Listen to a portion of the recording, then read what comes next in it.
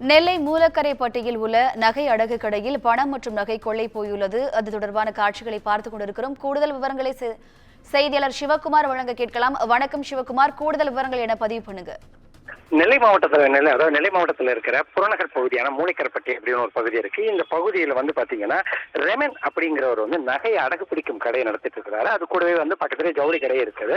இந்நிலையில இன்று அதிகாலை பாக்குறாங்க. என்னன்னு பாக்குறாங்கன்னா, இன்று அதிகாலை கடையை திறக்கும் போது கடையோட பின்புறம் இருக்கிற ஜன்னல்களை உடைத்து 60 லட்சம் ரூபாய் மதிப்பிலான நகைகள், அதே மாதிரி பாத்தீங்கன்னா 3 லட்சம் ரூபாயான ரொக்கம் போன்றவற்றை கொள்ளையடிச்சுட்டு போயிருக்கிறாங்க. அதாவது கொள்ளையடிக்கப்பட்ட இந்த நகை, அதாவது அதிக அளவுல மக்கள் நடமாட்டம் உள்ள பகுதியாக இருந்தாலும் அதிகாலை நேரங்களில் நடைபெற்றிருக்கிற இந்த கொள்ளை சம்பவம் இங்குள்ள மக்கள்கிட்ட பதட்டத்தை ஏற்படுத்தி இருக்குது.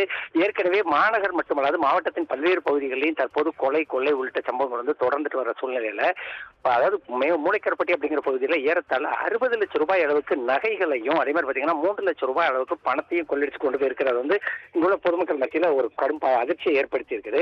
தற்போது அந்த இடத்துக்கு தடை அறிவியல் நிபுணர்கள் மற்றும் மோப்பனாய் உதவியோட போலீசார் தீவிர விசாரணை செஞ்சுட்டு வராங்க.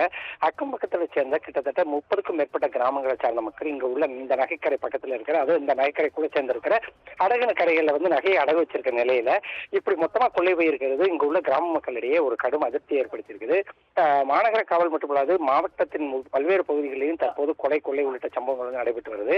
அதே மாதிரி காவல்துறை தரப்புல என்ன சொல்றாங்கன்னா, இது குறித்த விசாரணை விரைவில் தொடங்கி அதுக்கு உண்டான குற்றவாளிகள் கூடிய கைது செய்யப்படும் தெரிவிச்சிருக்கிறாங்க. வினிதா, கூடுதல் விவரங்களுக்கு நன்றி சிவகுமார்.